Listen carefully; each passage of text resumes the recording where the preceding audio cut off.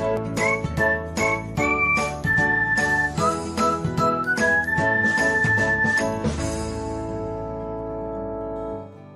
everyone, welcome back to another episode of Technologyglance. Today, in this video, I'm going to guide you through how you can turn off sounds on Facebook Lite. So, let's get started. Firstly, open Facebook Lite app in your device. Then tap on three lines icon.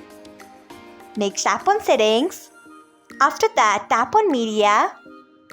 Then scroll until you find sounds. Then turn off sounds by tapping on it. So, this is how you can turn off sounds on Facebook Lite. Thanks for watching. If you found this guide helpful, we would love it if you hit the thumbs up button below.